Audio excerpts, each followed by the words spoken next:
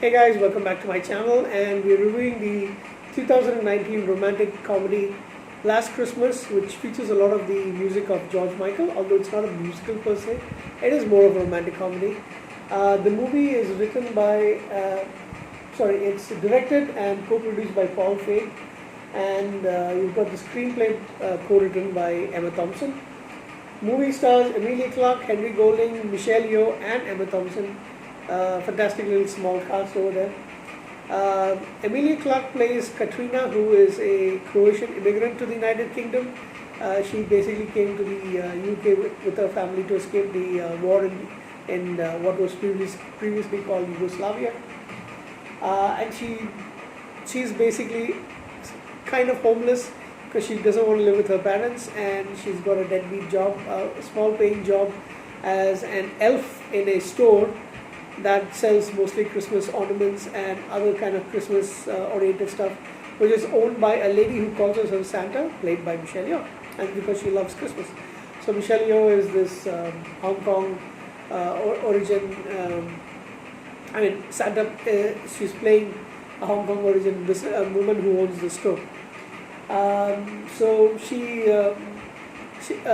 Now Katrina doesn't like to be called Katrina. She likes to be called Kate, and she lives on couches of her friends, and she basically doesn't really have much of appreciation for the fact that they're trying to help her and stuff. She ends up sleeping with a lot of guys, and she ends up making a mess wherever she goes.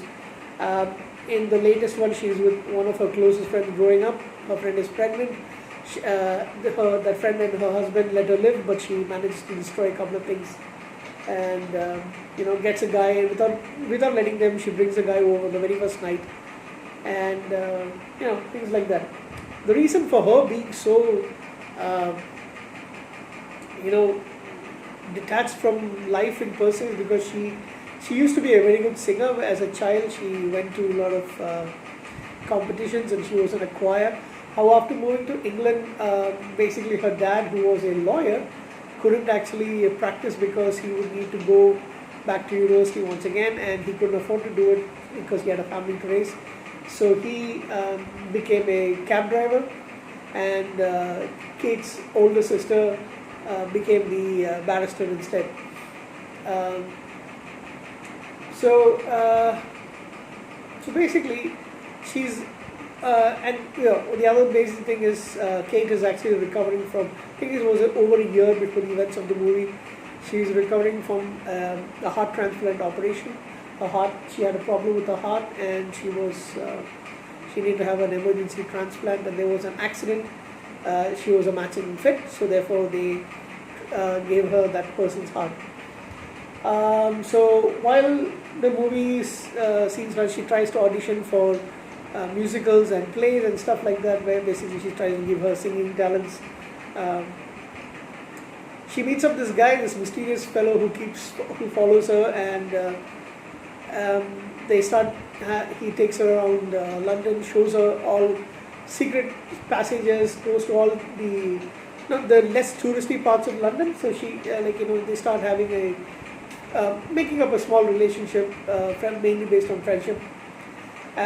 She also sees that Santa is infatuated with a Danish gentleman who seems to be attracted to her as well, and Kate tries to set it up. So there's basically it's like I said, it's two people trying to find each other. They have this relationship. There is a big twist at the end. Since this movie is pretty new, I don't want to reveal that twist. Those of you who already watched this movie would like it, would know it by now. But basically that's it. I didn't see it coming. It's more of like, I think I've seen a few Indian movies of this nature. I don't really know what is the inspiration for this particular movie. I tried to look a little bit of it online, but I couldn't find it. It is cheesy a little bit, and I'm not really sure I like the way. I mean, it's kind of like a feel-good movie, but I'm not really sure most people will actually enjoy this because of the fact that the kind of like non-believable part of it. But yeah, if you are into supernatural stuff, why not that into a romantic comedy? So I guess a lot of people would call it kind of like a guilty pleasure and stuff. I'm trying to see how much it actually made. Um, so yeah, the budget was around 30 million US dollars, and the movie made around 121.6. So that's actually not bad.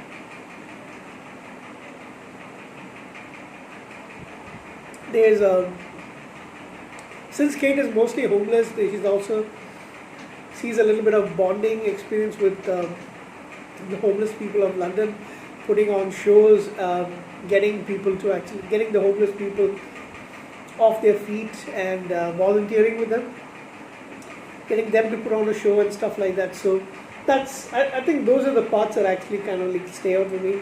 The main pair do have a lot of chemistry among themselves. It's actually quite nice to watch. Emma Thompson plays her mother. She plays a Croatian woman, an overbearing mother. Other thing. So, yeah. I mean, it's okay if you are like. I think it would be really good to watch on a rainy, lazy Sunday. Kind of more like that kind of a movie. It doesn't really offer too much in the terms of not going to rack your brains.